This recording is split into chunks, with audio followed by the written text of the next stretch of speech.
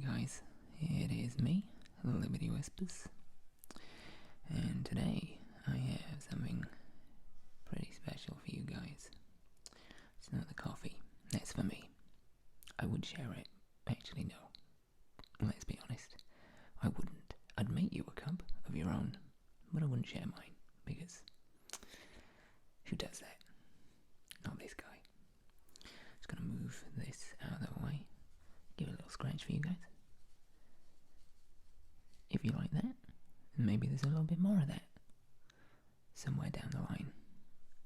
I don't know, maybe that does make a nice sound. But anyway, we are not here to just drink coffee and scratch on brightly coloured coasters. Today, we're going to be doing something kind of special. We're going to be going through this. This is my favourite coffee table book. It does quite literally sit on our coffee table, because it's just great to have. And it's always interesting to see, especially American guests, interpretation of its contents. And you'll see why that is in just a moment. So, this is, as you can see, Electric Dreams, the collected works of Jim Painted. Now, for those of you who are unfamiliar with Jim Painted, he is a British-based artist who makes fantastic, absurd, irreverent, weird paintings using Microsoft Paint and an optical mouse, and that's it. Old school digital art at its finest. But what's interesting, and you'll soon see this to be very true about Jim Painted, is that everything in here is a picture that was requested. Now, some of them are pretty straightforward, as straightforward as you can get with the sort of subjects and subject matter that Jim Painted covers. Some of them are much more detailed and specific. Some of them are a lot better than others, in my opinion, but all of them are fantastic. Whether or not they are just fantastically funny, which the vast majority of them are to me, or you just look at it from the standpoint of what somebody can do with Microsoft Paint, which is pretty, limited, to say the least. I want to preface this and sort of look back to the point I made about the bemusement of American guests with the contents of this book, because it is very, very British reference heavy. It mainly features a lot of obscure British celebrities, some of which non-British people may know, and then there's a lot which they won't. And as we encounter some of these, I will explain for those of you who have no idea who these people are. Anyway, let's begin. So, first and foremost, the cover picture is Brian Blessed punching a polar bear, which I believe was one of the first requests Jim got when he started doing this. Brian Blessed is an actor, and he has no reason to punch a polar bear that we know of, unless it's in self-defense, which, judging by the bear's angry facial expression, it probably is. Brian Blessed, as loud as he is, doesn't seem to me to be someone that would just go around punching animals. As you can see, you've got the classic old school MS Paint cover palette, which and I don't know how many people watching this will have actually used MS Paint. Me maybe you are way too young to even know what Microsoft Paint is, I don't know. But it was a very primitive sort of illustration software, to say the least. We're just going to skip through the introduction and we're just going to jump straight in. I am going to read the descriptions over on the left here, and you guys can just check out the paintings on the right. So here we have the simple request from Stephen for Ainsley Harriott, Son of God. So obviously this is The Last Supper, and Ainsley Harriott, who was a TV chef of quite some repute, is obviously taking the role of Jesus. Now, some people may find this offensive, some people may find it blasphemous, but really it's just a bit of tongue-in-cheek fun. It's just really silly and absurd, and hopefully everybody gets it. For those of you familiar with Ainsley and his iconic cooking competition show, Ready Steady Cook, he is representing with a red tomato and a green pepper. Good old Ainsley. No sign of Susie Salt or Peter Pepper though. Now our next one, a little bit odd, but it's kind of like par for the course. Dear Jim, please could you paint me Jarvis Cocker sideways on a London tube in a fireman's outfit playing the harpsichord. And as you can see, there is the frontman for the indie band Pulp in a fireman's outfit on his side playing a harpsichord on an underground train. No further explanation needed, really. This is a good one. Bruce Forsyth in the woods, wearing a black cloak, crouched over a dead unicorn with blood around his mouth.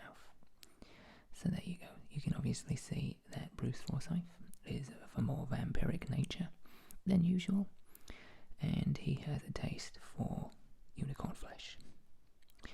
Now, for those of you who don't know, Bruce Forsyth, aka Brucey Bonus, aka Nice to see you, was a iconic, I think it's fair to say, iconic TV presenter for decades, and mainly for doing game shows.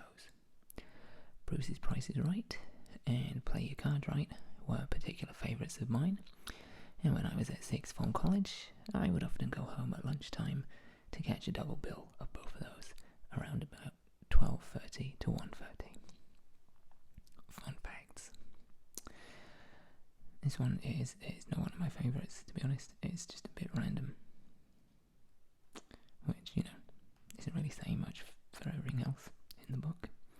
Dear Jim, please paint me an anthropomorphized New York skyline battling a religiously fanatical prawn.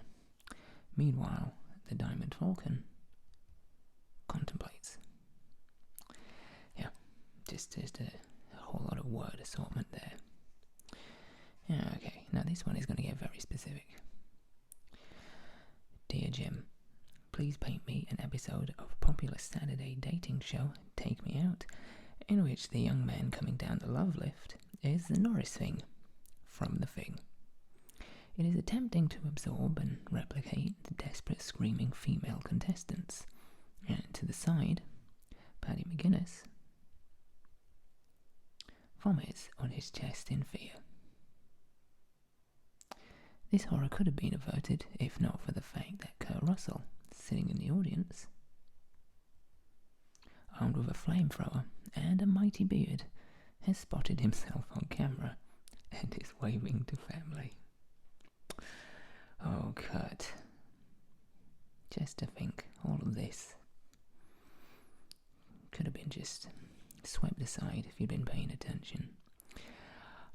Yeah, so there you go. Paddy McGuinness is another TV presenter slash actor slash comedian who did a dating show called Take Me Out, which is abhorrent and repugnant and yet oddly captivating sometimes. on to our next one. It is Nigella Lawson eating a plate of Pentium 4 processors with her metal teeth. In the background, we can see a mecha war going on out of her window on the streets of Bristol. Oh, and she's drinking Duracell branded battery acid too.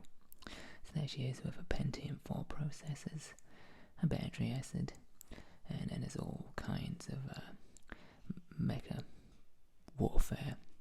That's the thing from RoboCop. I cannot remember his name. And that just looks like a generic evil robot. Fun times.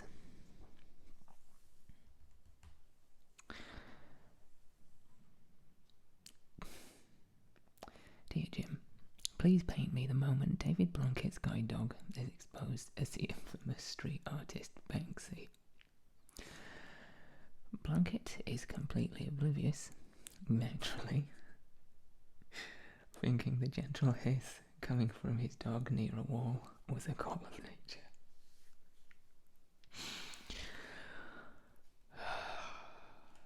Yeah, I'm not even going to get into that. Dear Jim, please paint me Charlie Sheen winning. And there he is, indeed. As you can see, he's had a little toot, and he's just demolished an entire track and field of small children during probably the most violent egg and spoon race in human history.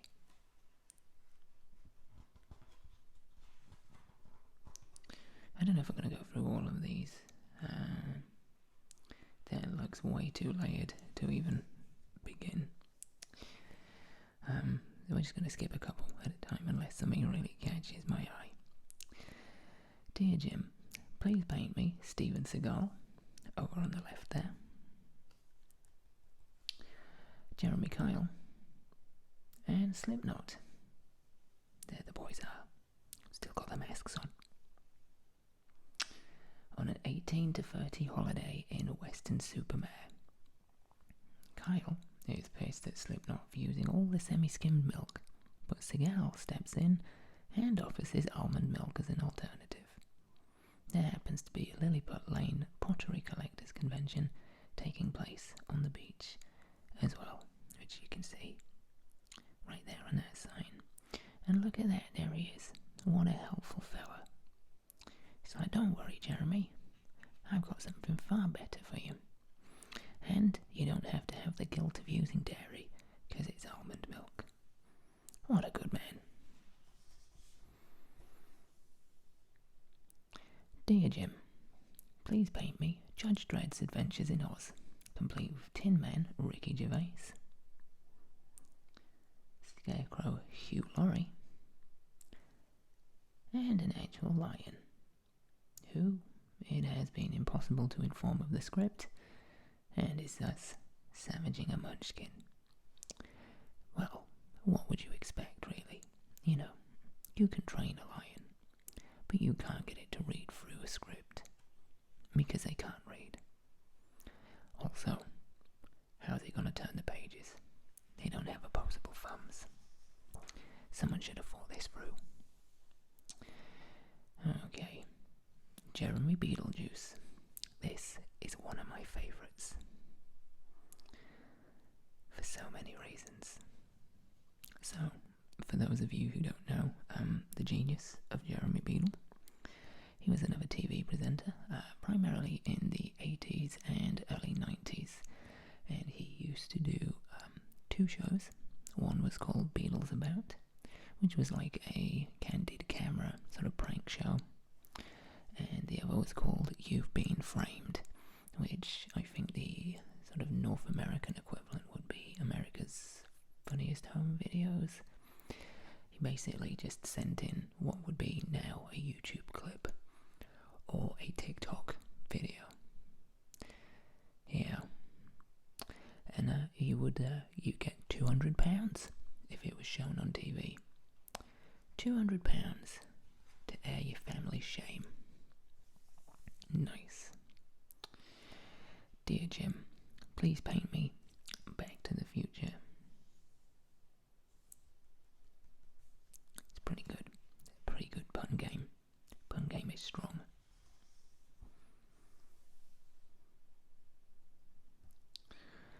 this is where we're going to go really off in the deep end a little bit.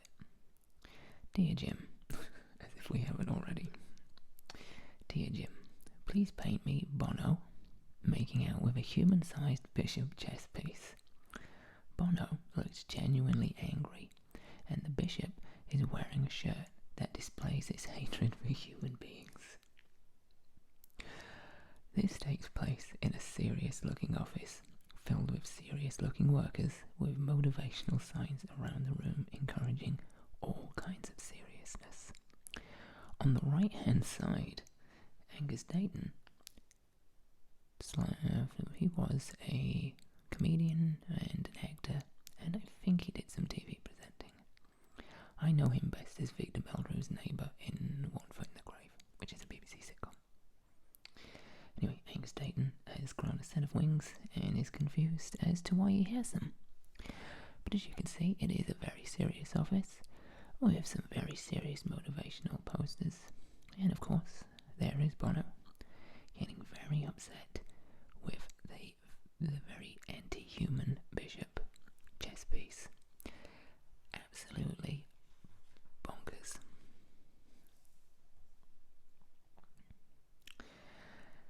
Okay. Dear Jim, please paint me Anthony Worrell Thompson making an absolutely pathetic attempt at shoplifting in pets at home. He's trying to conceal a fish tank under his jumper, a pair of lovebirds in his bum bag, which is fanny pack for Americans, and there are gerbils spilling out of his pockets. His poorly thought through disguise consists only of a beard fashioned from orange-coloured hamster bedding. His expression should reflect a sense of exasperation at his own stupidity, as he realises that he already had a real beard of the exact same colour to begin with. And there you can see him, Anthony Worrell Thompson, famous TV chef, is terrible at shoplifting anywhere, but especially when it comes to shoplifting at Pets R Us, or Pets at Home. Pets R Us. It's not even a store. But there you go, you can see his, what are those? Lovebirds in his bum bag. Oh, Anthony. You got yourself in a right pickle there, haven't you? Speaking of TV chefs. Dear Jim, please paint me Pinhead from Hellraiser. There he is. Getting flustered while on Celebrity MasterChef. Yeah, he doesn't look like he's keeping his calm. And there's Greg Wallace, right there. He doesn't look best pleased. He's got a head like an egg, like that. I bet he's looking at Pinhead thinking, God, I wish I had some of them in my head. He's got this big round egghead.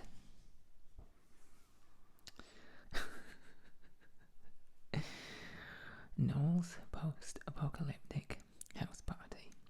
I love this for several reasons. First and foremost, this is like my childhood. Not this, obviously. That would be terrifying. And that would be just... yeah, I don't even know what. But this was a sort of entertainment variety show on a Saturday night. It was hosted by Noel... oh my goodness, what's his name? Noel Edmonds, who was a TV presenter again for decades. But yeah, I just generally really like this as a piece of artwork. It's weird, it's kind of morbid, but it's also funny, and it has just, I don't know, it speaks to me in my childhood. As messed up as it is to say that about this picture. I'm just going to skip through. There's a Monty Python joke, which is all, all good, but there was a very detailed one. There is a very specific one. There is Pat Sharp, TV presenter from the 80s with a iconic mullet, host of this show called Funhouse, which again was like a children's variety quiz. Just a children's quiz. And he is chasing the two twins, Melanie and Martina, who are like his co-presenters. chasing them with an axe, a la Jack Torrance in The Shining. Wow, this is even deeper into the specific British references. Dear Jim, please paint me Wolf from Gladiators exiting one of the telepods from the 1986 movie The Fly. He has accidentally entered the telepod holding his old school Nokia 3210 and has emerged as a half-man, half-mobile mutant. Oh my goodness. What a travesty. What a horrible thing to happen to a wolf. So, Wolf was, I don't know how you would describe Wolf. He was a gladiator in the TV show Gladiators, which again was like an entertainment competition, and kind of something that predated like American Ninja Warrior, or I don't know what the other one's called. I mean, it's like obstacle courses and events, and like athletic events where like civilians would compete against like personal trainers, or I don't know what they did in their day job. But Wolf was he was like the heel. He was the bad guy. He was like the villain of the Gladiators, and he looked about 55 when in reality he was probably about 30. He's just one of those fellas that just looked a lot older than he was, but you didn't want to mess with him. Dog the Bounty having a relaxing bath. Nah.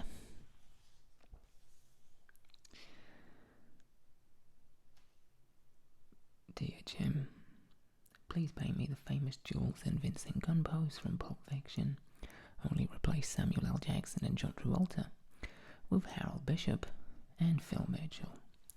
So there's Harold Bishop, a very famous and lovable man from the Australian soap opera Neighbours. And here is Phil Mitchell, very famous and unlikable man from English soap opera EastEnders.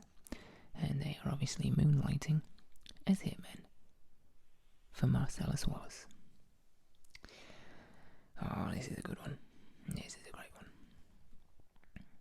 Vladimir Putin as every member of the village people. And look, there he is. Cowboy, construction worker, policeman, leather boy, army fella, and Native American. All the Putin. All the time.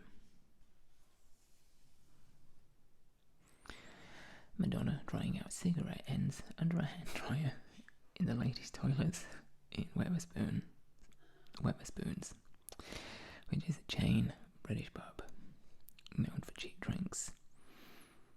And that's about it. And there she is, look, Madge, she's not having the best of times. She's obviously hit a low point. This, I don't even know. That's too much. I am way too sober for that. Dear Jim, please paint me Jimi Hendrix explaining to an owl on his shoulder what a stick of chalk is near a forest. And it's very straightforward. There's Jimmy. He looks a little bit perplexed himself. There's an owl on his shoulder, and he's teaching the owl what chalk is. Because presumably, most birds don't actually know what chalk is. So, if anything, Jimmy's doing a service to birds everywhere.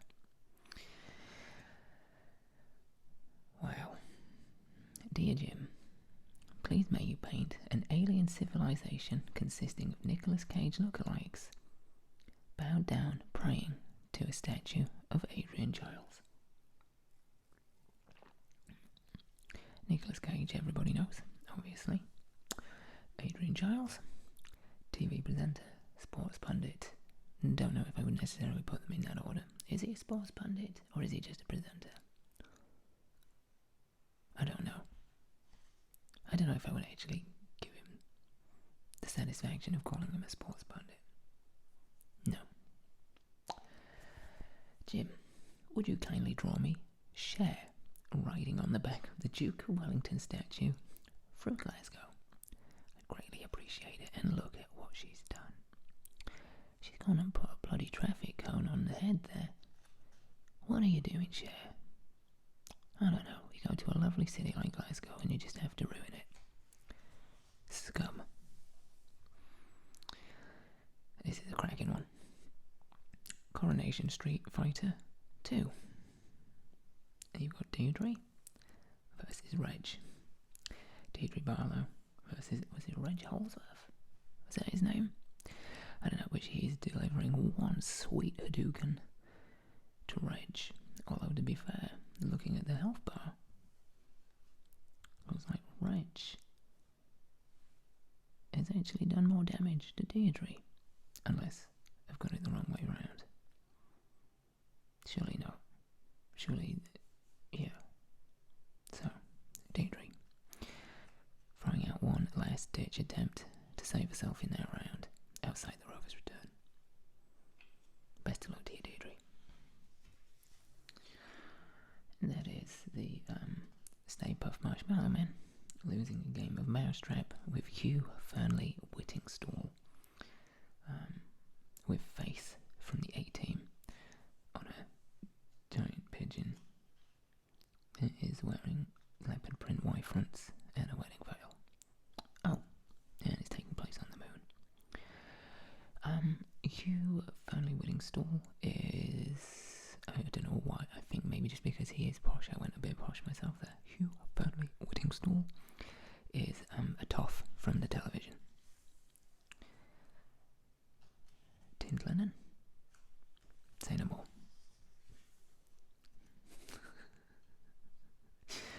Dear Jim, please can you paint Frankie Boyle teaching children how to swear?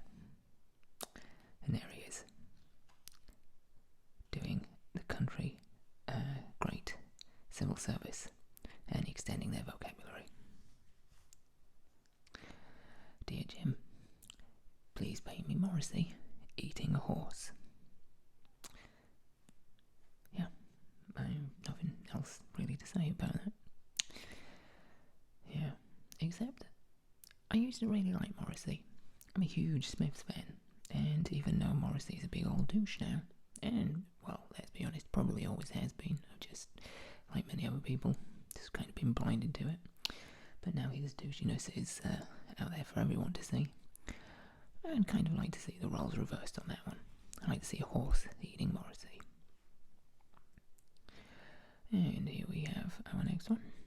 Dear Jim, please paint me a guinea pig version of Burt Reynolds on a sun lounger being served drinks by Hulk Hogan wearing only the top half of a tuxedo.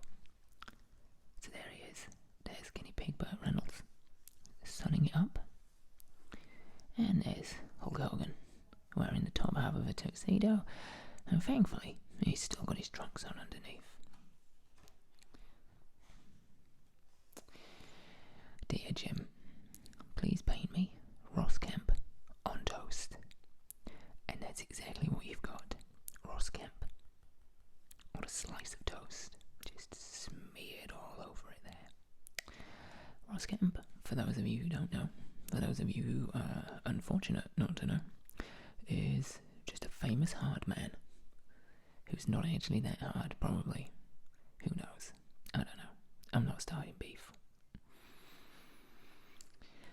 Dear Jim, please can you paint Daft Punk Morris dancing? Hold on. Please can you paint Daft Punk Morris dancing on the surface of Mars, wearing only their helmets and official Morris dancing tassels and braces?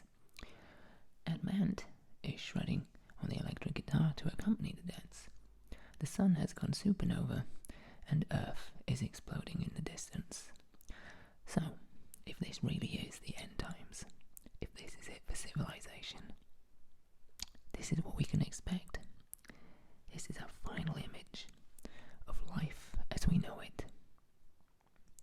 Daft Punk in the buff, minus some tassels and helmets, Morris dancing on the surface of Mars, whilst Adamant just goes wild on his axe. And that's not a euphemism.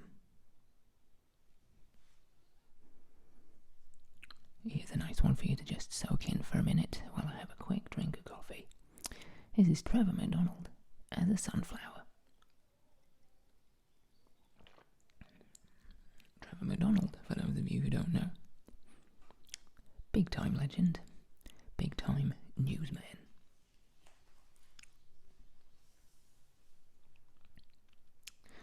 Here we have Davina McCall with dreadlocks, cooking a full English breakfast on the beach, and all of the seagulls at the beach are in karate kit and or Nazi uniforms and are attacking her, and her breakfast is on fire.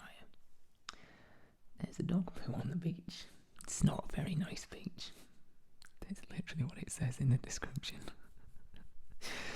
And she's smiling a lot, staring right at you, smiling in a really creepy way, with big gold hoop earrings in.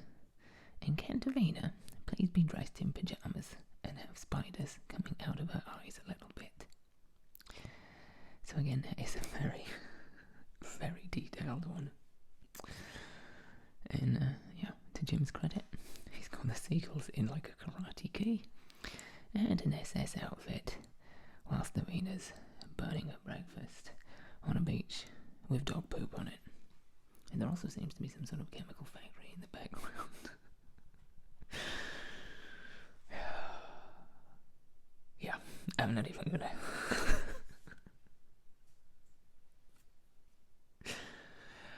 Dear Jim, please paint me a picture of Brian Blessed riding a Henry Hoover alongside drum and bass DJ Goldie on a Dyson. They are racing on the Mario Kart level Rainbow Road and are both drunk on White Ace cider. This is probably one of my favourite of all of the really obscure ones, and obviously Brian Blessed is in there again. And this time he's a bit ratted whilst riding a Henry Hoover, and Goldie is there. He looks, he's having fun. He's going for gold, going for that top prize. Wonder if he's got any shells to just lob at Brian Blessed, or if he's all out of power-ups. Anyway, there you go.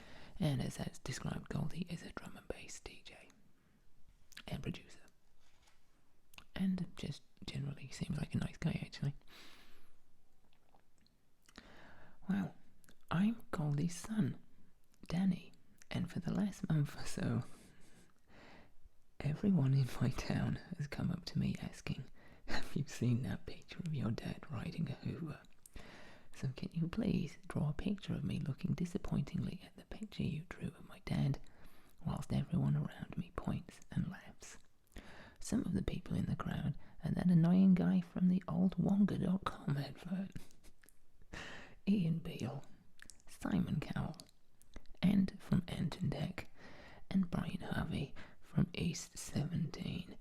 There is so many obscure British references in here that I am just not even going to attempt to unpack them. The fact that the old Wonga head guy is in there is just mind-blowing. But that's kind of cool that Goldie's son actually got in touch and was like, yeah, everyone keeps showing me this picture. And there is the Pope as a space marine, because why not?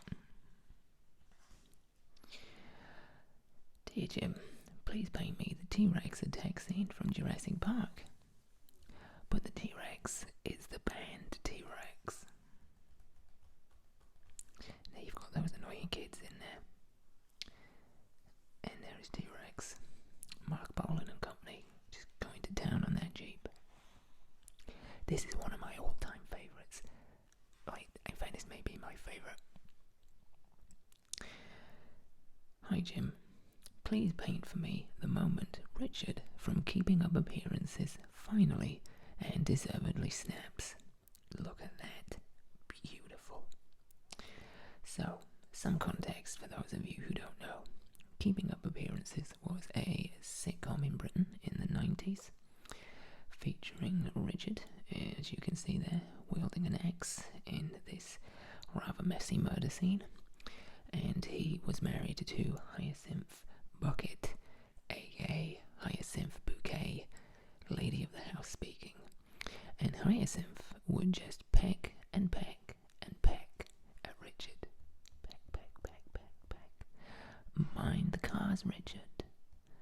mind the children, Richard. And it just was incessant, and she was a living nightmare.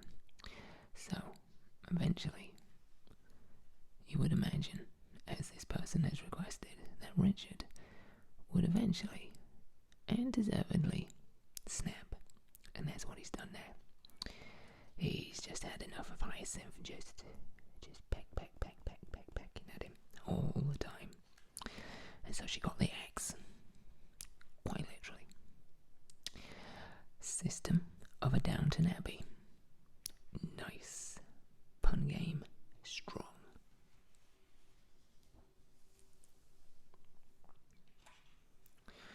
I'm not entirely sure what is happening there. That is something to do with Stephen Fry, Danny DeVito, and Ecto 1 from Ghostbusters, but we're going to skip forward a little bit there. There's Lloyd Grossman having ravioli and a glass of fizzy pop.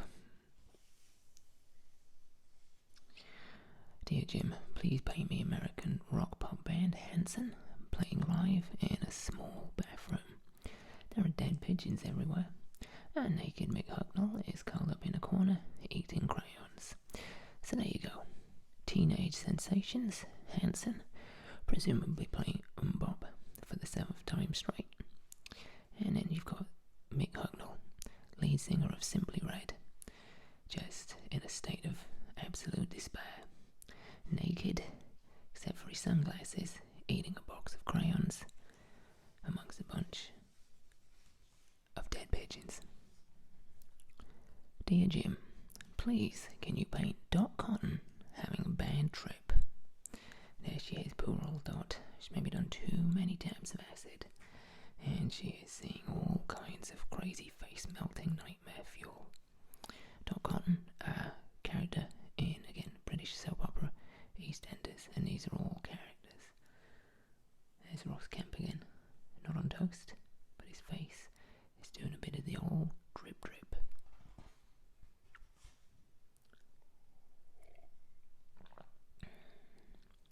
Dear Jim, please paint me Paul Daniels, who is dressed in Debbie McGee's stage clothing, morosely barbecuing a large solitary sausage and 2 brown balls, whilst llamas in mariachi costumes serenade him. This is taking place on board the USS Voyager, the replicator of which is malfunctioning and spewing out an unreasonable quantity of flumps. Whizbit should also be present, attempting to hang himself, but failing on account of his triangular shape. The sausage should bear a resemblance to David Dickinson. Again, I just don't even know where to start. Except Paul Daniels, famous TV magician, because apparently that's something you could be once of a day. Jeremy Clarkson, even, can't eat cereal, which isn't really a surprise, because that requires brains. Dear Jim, I work in nightclub bookings and have recently received separate emails asking if I'd like to book Coolio, David Hasselhoff, and the smallest DJ in the world. I'm debating putting them all together on the same night, so could you paint it for me so I can see if it's a good idea or not? And as you can see, there is David Hasselhoff with his Baywatch trunks on, looking very stubbly. There is Coolio, and there indeed is the world's smallest DJ, mixing it up. Okay, alright, so what we have here is a picture where Prince Philip discovers the internet, and to be honest, I've seen enough already. I don't want to probe that one any further. That is not a concept I want to know any more about. And that is a lot of Chris Akabusi right there. It's Chris Akabusi, the former athlete turned TV pundit, sitting on Santa's lap, but Santa, as you can see, is Chris Akabusi. And what Chris Akabusi wants for Christmas from Santa Chris Akabusi is a signed picture of, yes, you guessed it, Chris Akabusi. Now look at this one. This is lovely. What a universal moment of celebration this is.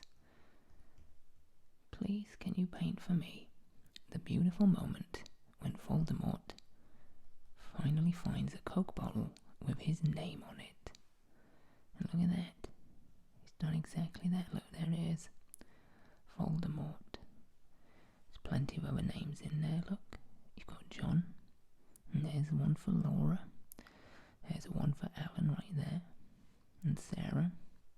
Don't see that many Voldemorts. But he's found one. He seems to have found it in a corner shop. There it is. Voldemort. And the shopkeeper looks pretty happy for him too. What a lovely picture. And there we have a shoal of Michael Fish. Pretty self-explanatory, except for those who don't know who Michael Fish is. And if you don't, well, shame on you. He was a TV weatherman.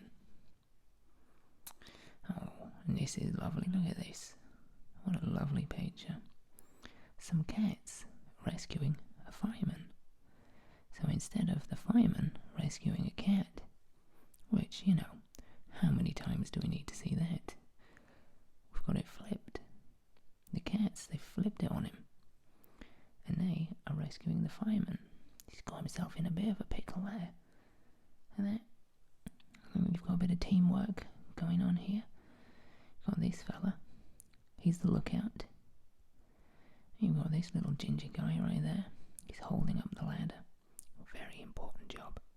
And then you've got this little fella up the top there. Or maybe it's a gull cat. Who knows? Whatever. They are all working together to help this fireman down. And I have to say, it is nice to finally see the roles reversed. Way to go, cats. Yeah, that is a camel in an astronaut suit wrestling with a member of the football team, Sheffield Wednesday. Yeah, not much else to say about that, really. Dear Jim, please paint for me Bill Murray catching a bank robber using only his charm while members of the Tokyo police force shield themselves behind him. And there he is, look, there's Bill, using all his charm and personality to stop this man in his tracks. He's obviously been up to no good. He's broken out of a stereotypical prison. He's robbed a bank in Tokyo. Police got on the scene, but Bill's like, no need to worry, lads. I've got it. And he has, look, he's made him stop. Seems to be giving him like a major migraine as well. He is a very magical man there, Bill Murray. And I think if anybody could stop crime with just the sheer power of charm, it's probably going to be Bill Murray.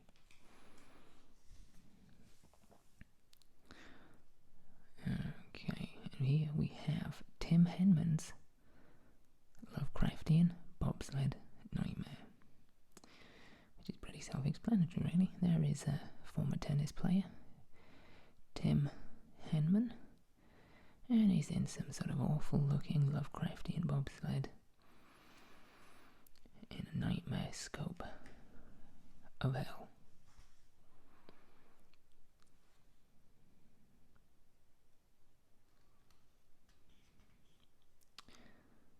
And that is some sort of body horror play on Greece.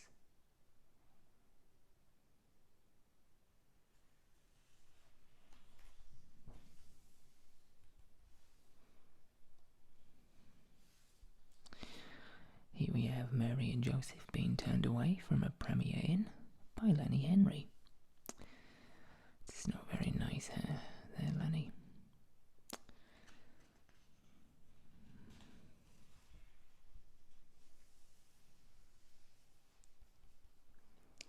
Dear Jim, please paint me John Lennon riding a penny farthing chased by a sausage dog. Where? Inside a Rubik's Cube. And there he is. There's old Peace and Love himself on an old old-timey bicycle being chased by this little guy down there inside a Rubik's Cube. Because why not? Where else would John Lennon be riding a penny farthing? This is pretty cool. Dear Jim, as a mark of respect in honour of a true comedy great, how about painting us all a lovely picture of a ghostly and jovial Harold Ramis being pursued by the 3 remaining Ghostbusters?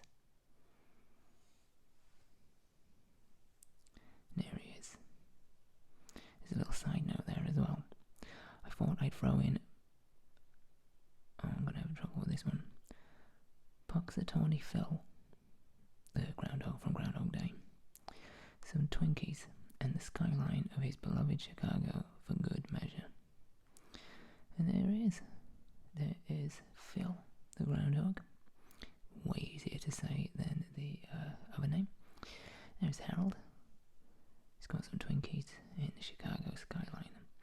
I think that is a really nice little tribute to Harold Ramis. Incorporates a few of his films in a very loving fashion. I like that. That'd be a nice actual wall piece to have if you really, really like Harold Ramis stuff. And there should be no reason why you shouldn't, because it's great. Okay, dear Jim, please paint me Timothy Dalton having an intense arm wrestling match at Stonehenge with Oprah Winfrey as William Shatner force feeds her Spandau Ballet cassette tapes. Also, Tupac Shakur is fly tipping his knackered hot point washing machine from his rusted out blue Ford Transit. And yeah, exactly, there you go. So Timothy Dalton, actor, former James Bond, he's having an arm wrestling match with Oprah. And there is Captain Kirk himself, William Shatner, feeding her some Spandau Ballet cassette tapes. And there's Tupac. He's not dead. He's just fly tipping.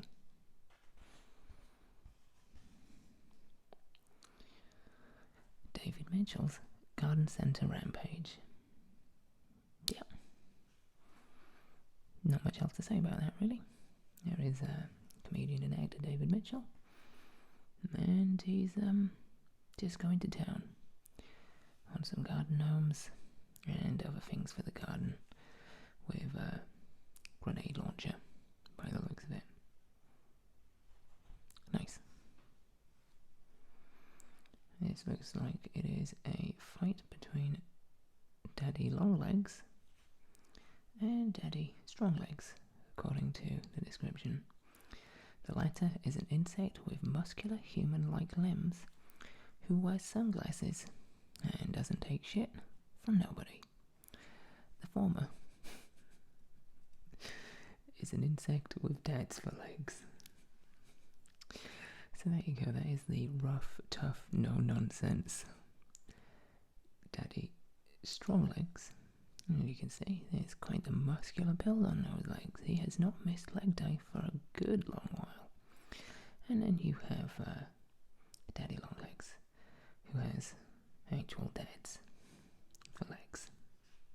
I think my money's on Daddy Stronglegs, to be honest. Dear Jim, please paint for me the exorcism of 12-year-old Reagan McNeil by the priests Father Ted Crilly and Father Dougal Maguire. Imagine everything that could go wrong has gone wrong. This is great. I love this too. This is a great mashup. One that's not just random things thrown together, but like an actual legit mashup of two great but very, very separate, distinctive things. So obviously you have William Friedkin's horror masterpiece, The Exorcist. There is Linda Blair, I'm guessing, as Reagan, and she's being possessed by Pazuzu. I think that was the demon's name. And there you have Father Ted Crilly from the sitcom Father Ted. His partner there, his sidekick, his co-priest Father Dougal, and then you have Mrs. Doyle, presumably offering everyone a nice cup of tea, which Reagan clearly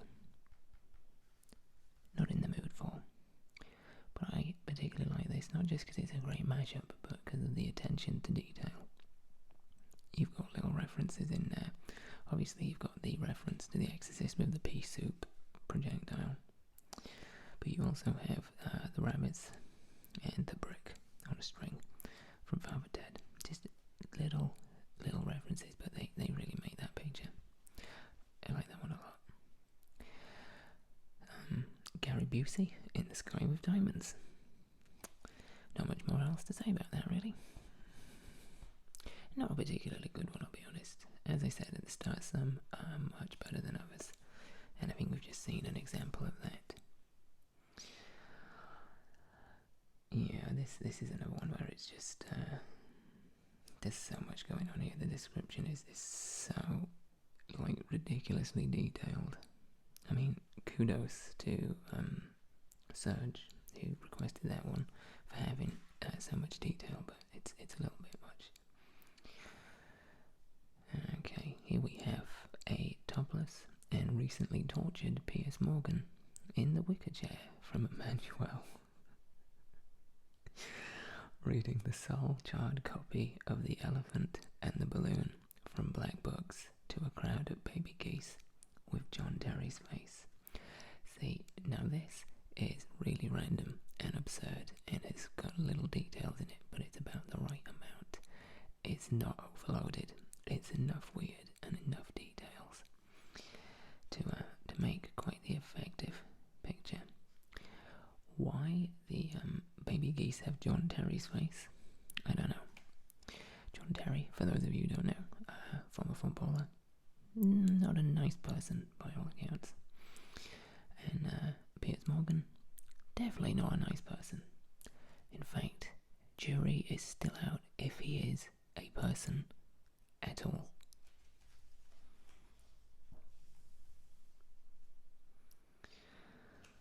This is a particularly great one, which is a very, very British reference. This is Barry Scott overdosing on Sillet Bang.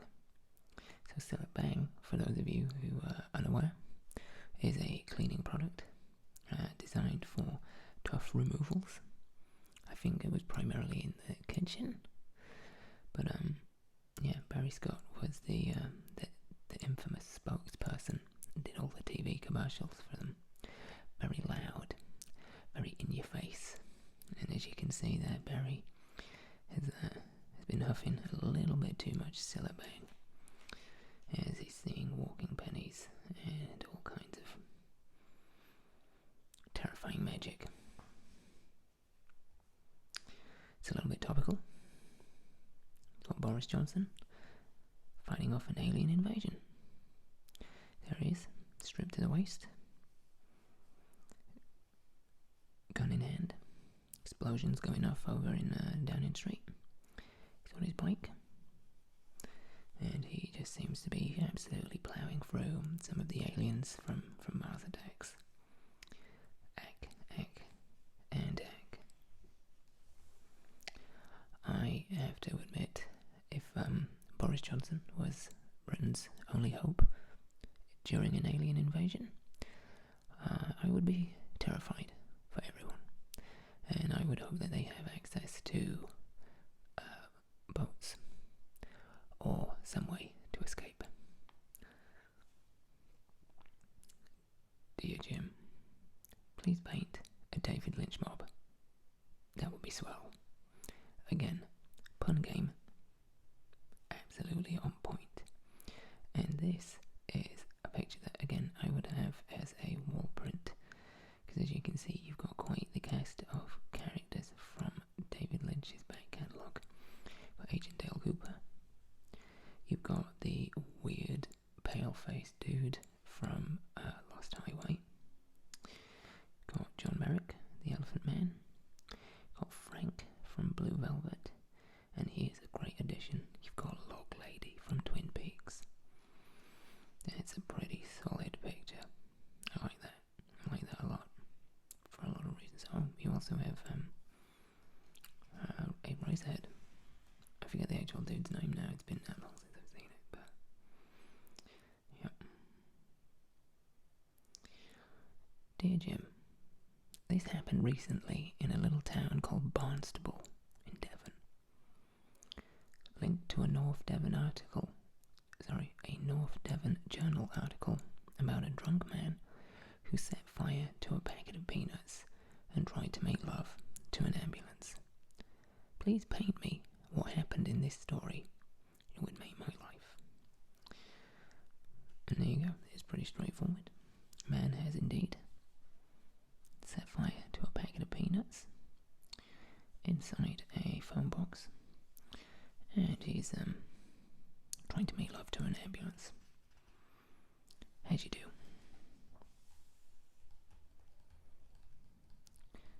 And this one is going to be a little bit specific. Again, a very British reference. The Chuckle Brothers recreating the pottery scene from Ghost. Only the pot is the Lionel Richie head from the Hello video. Again, a great mashup here. Chuckle Brothers were children's entertainers. They used to do a show called Chuckle Vision for what felt like a lifetime, and were many people's childhoods. And here they are taking on the roles of Demi Moore and Patrick Swayze, whilst recreating the bust of Lionel Richie's head from the music video for Hello. Lovely stuff.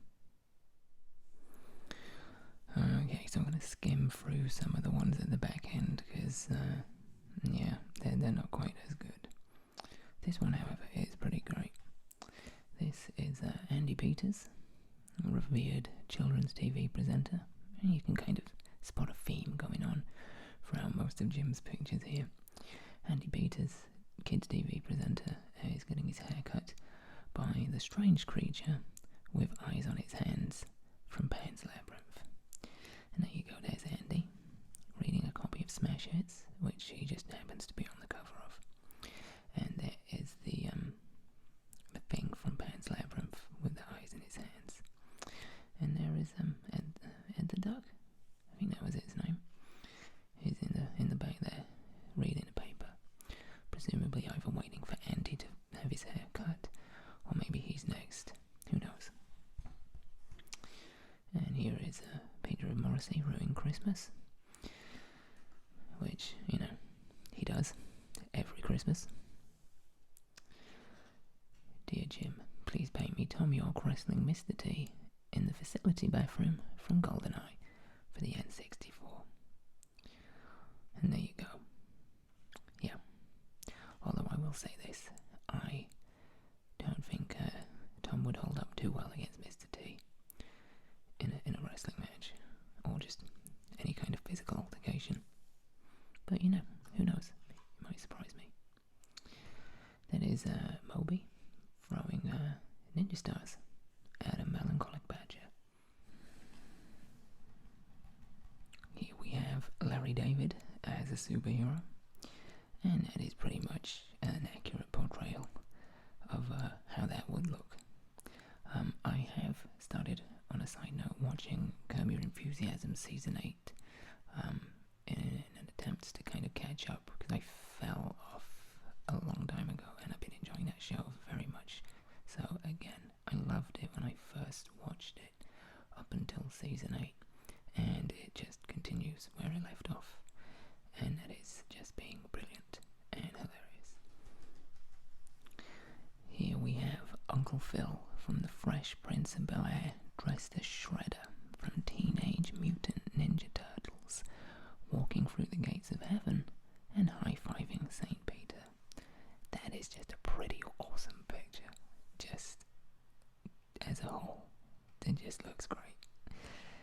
And in terms of randomness, yeah, it's pretty random, but it's a good kind of random. Unlike this, I guess. Dear Jim, please paint me Anne Widdecombe riding Space Mountain. That's terrifying, and we're just going to skim right past that. So this seems like the perfect place to finish, as it is very indicative of what you've seen in the book as a whole. Dear Jim, please guys do an Oscar-style selfie with UK celebs from the 90s, I'll let you pick.